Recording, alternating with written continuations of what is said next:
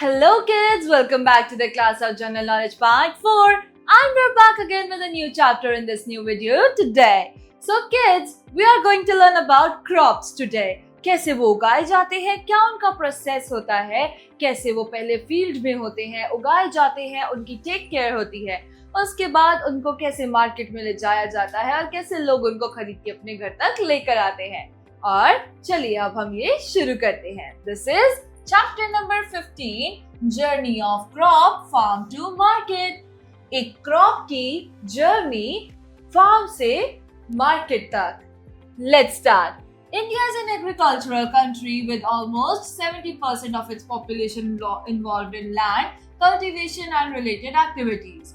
तो इंडिया एक एग्रीकल्चरल ऐसी कंट्री है जो कि 70% जिसकी 70% यानी कि 70% पॉपुलेशन कल्टीवेशन और एग्रीकल्चर में इन्वॉल्व्ड है।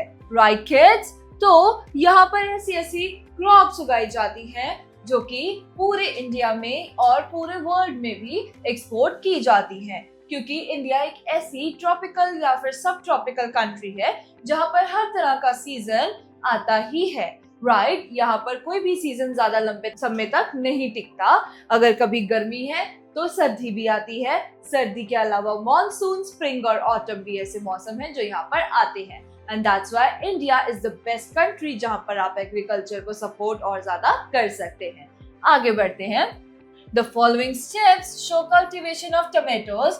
नीचे दिए गए कुछ स्टेप्स हैं जो कि टमाटर को उगाने की एक विधि बताते हैं। तो from sowing seeds to when the crops reaches to the vegetable market for buyers. तो इसके अंदर बीज उगाने से लेकर मार्केट तक की जर्नी टमेटोज की बताई गई है। Name them in correct order. तो इनको हमें एक करेक्ट ऑर्डर में बताना है। चलिए शुरू करते हैं। सो किड्स, सबसे पहले हम फील्ड को प्लो करते हैं, यानी कि खोदते हैं अच्छे से, ताकि उसके अंदर हम स्पेस बनाकर बीज उगा सकें। तो सबसे पहले हम करते हैं ploughing of the field, ploughing and hoeing of the field. तो दिस इज स्टेप 1। दूसरा स्टेप है बीज बोना, which is sowing the seeds in a nursery. Nursery में बीज उगाना। तो ये है नंबर 2। तीसरा है fertilizing the field.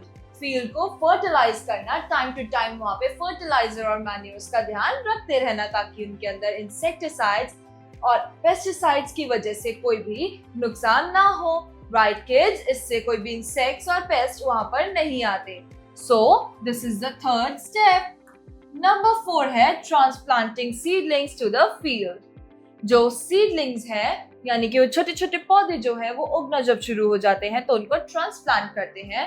राइट? तो this is the next step number 4। So kids, जब ये बिल्कुल अच्छे से उग जाते हैं, तैयार हो जाते हैं, तो फिर उसके बाद जो टमेटोज हैं वो ट्रांसपोर्ट किए जाते हैं फार्म से मार्केट तक।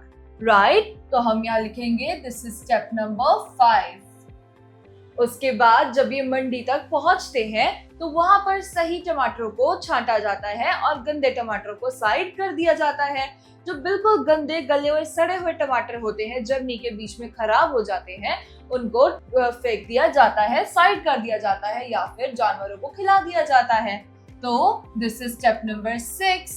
फिर आखिरी स्टेप है tomatoes at a vendors shop. फिर उन बड़ी बड़ी मंडियों से जो वेंडर्स हैं, छोटे वेंडर्स, वो जाकर अपनी जरूरत के हिसाब से सामान यानी कि टमेटोज को खरीद लाते हैं।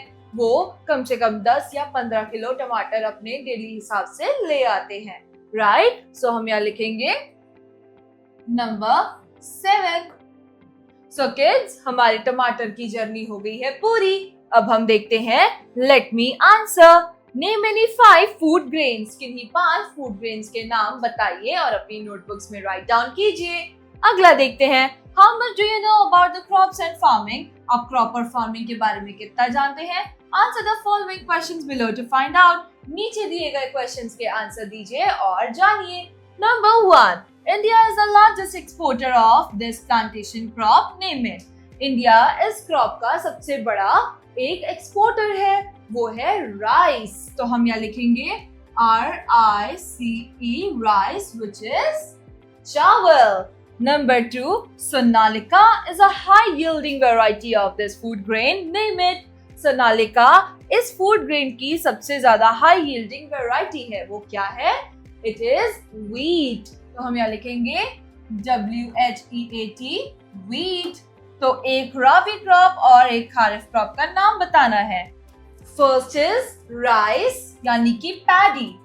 Rice ज्यादा से ज्यादा पानी में उगाए जाते हैं और इसलिए वो मॉनसून में ज्यादा उगाए जाते हैं क्योंकि वो हर टाइम पानी में ही रहते हैं और पानी में ही उगाए जाते हैं. दूसरा है wheat. wheat उगाया जाता है. wheat हमारा ऑल सीजन एक क्रॉप है जो कि हर सीजन में उगाया जा सकता है, लेकिन ज्यादातर ये गर्मियों में उगाया जाता है. Right kids? Next is name any two vegetables which are actually fruits. कोई ऐसे दो सब्जियों का नाम बताइए जो कि असल में फ्रूट्स है ना कि वेजिटेबल्स. एक है लेमन, दूसरा है टोमेटो. तो हम यहाँ लिखेंगे लेमन. अनदर इज टोमेटो, यानी कि टमाटर. इन्फोबिट्स पढ़ते हैं.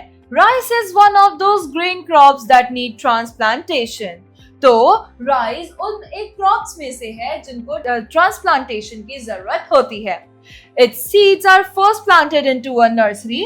पहले उसके बीजों को एक नर्सरी में उगाया जाता है. And then the seedlings are uprooted after 30 to 40 days. और उसके बाद उसके सीडलिंग्स को जब वो अपरूट हो जाते हैं तो उनको 30 से 40 दिनों बाद वहां से हटाकर उसको फील्ड में लगाया जाता है. असली फील्ड में उनको बो दिया जाता है. Right, so with this kids we are done with another chapter of General Knowledge Part 4. We will be back again with a new chapter in a new video. Till then, bye bye, take care and thank you kids.